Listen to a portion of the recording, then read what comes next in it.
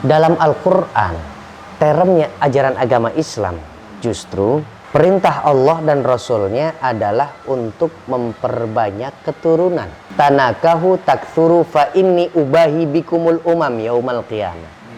Menikahlah kalian, setelah engkau menikah, takthuru, perbanyaklah kalian keturunan. Fa inni ubahi bikumul umam yaumal qiyamah. Sungguh aku, kata Nabi, akan memiliki rasa yang berbeda. Rasa itu rasa kebanggaan secara tersendiri ketika melihat banyaknya umatku ketika di yaumul mahsyar. Siapa seorang ayah yang memiliki keturunan yang banyak, ada rasa kebanggaan di dalam hati Rasulullah Shallallahu Alaihi Wasallam. Bukan hanya sekedar kuantitas, tapi kualitas anak-anak. Kalau banyak tapi akhirnya tercecer, banyak akhirnya justru anak bukan menjadi pahlawan, tapi yang merongrong dunia akhirat untuk orang tuanya. Nah, ini bukan juga yang dikehendaki oleh Nabi. Memiliki kuantitas anak banyak dan juga punya kualitas, semuanya yang mengagungkan Allah, beribadah kepada Allah, sehingga nggak ada nilai kufur di dalam hati anak-anaknya. Sementara negara kita menginginkan bahwa 2 anak cukup. Nah, ini kita ingin gabungkan nih, bagaimana pemahamannya. Sekarang yang tidak diperbolehkan oleh Al-Islam itu adalah membatasi.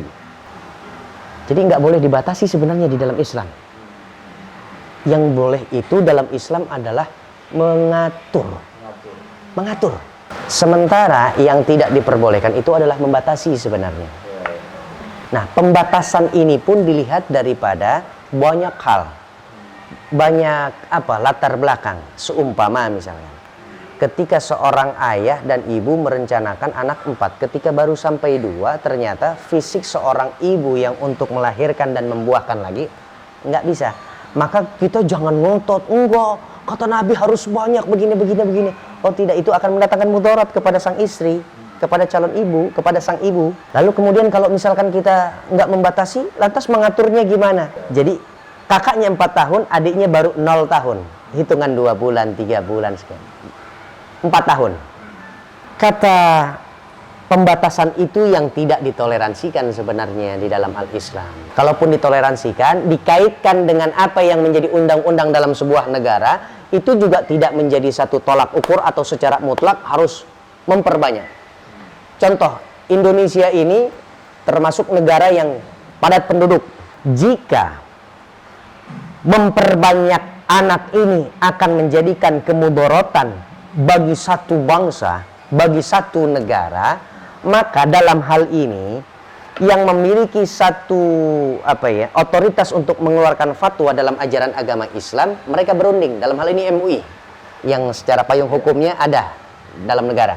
Pak MUI, Pak Kiai, Mbah, Ajengan, seluruhnya tolong keluarkan satu fatwa yang tidak merugikan negara, tidak juga lebih-lebih merugikan ajaran agama Islam. Tetap memberikan edukasi kepada umat Islam yang berpegang teguh dengan ajaran agama Rasul. Bagaimana keadaan kita? Seumpama melonjak, bukan lagi 273 juta, tapi sudah hampir mencapai 900 juta. Lantas kita punya kawasan teritorial kita ya tetap begini aja. Boleh jadi tercaplok dengan beberapa pihak. Tidak lebih lebar lagi, tidak bisa melebarkan lagi, tapi justru lebih menyusut. Lantas ini akan mendatangkan satu mudarat. MUI lah yang mengeluarkan fatwanya. Turuqu fahmil hadis. Hadis banyak. Teks. Ada beberapa teks yang secara zahirnya mereka kontradiktif. Kemudian cara untuk menggabungkan 2 teks yang secara zahir ini bertolak belakang, tidak seiring sejalan dalam maknanya, bagaimana cara memahaminya? Metodologi apa yang digunakan? Yang pertama adalah al-jam'u, menggabungkan kedua teks tersebut, cari di mana titik temu makna yang seiring sejalan tersebut. Yang kedua, kalau dilihat dari sisi kualitas, hadis kan juga berkualitas, berperingkat artinya.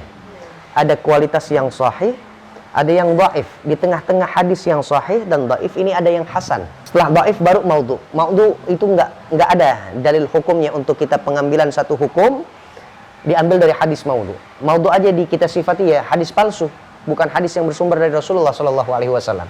Lantas kenapa kita harus punya perkara dengan hadis palsu ini? Ya, nggak bisa kita jadikan sebagai landasan hukum. Nah, ketika ada peringkat hadis tersebut, antara kedua hadis yang secara zahir dia bertentangan, kita lihat dari titik sejarahnya. Siapa yang mengatakan, siapa yang membawa kabar ini, apakah sampai tasalsulan, silsilahnya, mata rantainya. Kalau diteliti secara sejarah dan juga runut kualitas hadisnya, ada yang satu, maka yang satu ini lebih rendah kualitasnya, ini yang nggak kita pakai. Yang sahih lah yang kita pakai. Kita punya perkara yang betul-betul kita belum bisa menguasai semua ilmunya Allah dan Rasulullah. Sampai sejauh ini masih ada MUI, Majelis Ulama Indonesia, yang dengan fungsi tugas pokoknya adalah memberikan satu label haram, label halal. Jika Allah masih menghendaki umat Islam ada di Indonesia, selama itu masih membutuhkan MUI, nggak mungkin akan dibubarkan. Karena keberadaan MUI cukup vital di negara kita. Jadi nggak gampang gaduh gitu. Setiap kita ini dapat perintah dari Allah dan Rasulnya untuk kita melestarikan keturunan dengan cara apa? Menikah. Kemudian al-aslu, ghayatul asli fin nikah, yakni adalah at-takatsur, untuk memperbanyak keturunan. Dengan catatan banyak itu, jika tidak mendatangkan mudarat. Harap mudah-mudahan ilmu kita bermanfaat, diskusi kita menurunkan berkah. Ala hadhihi niyyah wa ala kulli niyatin shalihah. Al-Fatihah. Bismillahirrahmanirrahim. Alhamdulillahirabbil alamin. Arrahmanirrahim. Iyyaka na'budu wa iyyaka nasta'in. Ihdinas siratal mustaqim. Shiratal ladzina an'amta 'alaihim ghairil maghdubi 'alaihim waladdallin. Ya mujibas sa'ilin. Rabbana atina fid dunya hasanah wa fil akhirati hasanah wa qina adzabannar. Shallallahu alaihi sayyidina Muhammad wa ala ali sayyidina Muhammad. Alhamdulillahirabbil alamin. Assalamualaikum warahmatullahi wabarakatuh.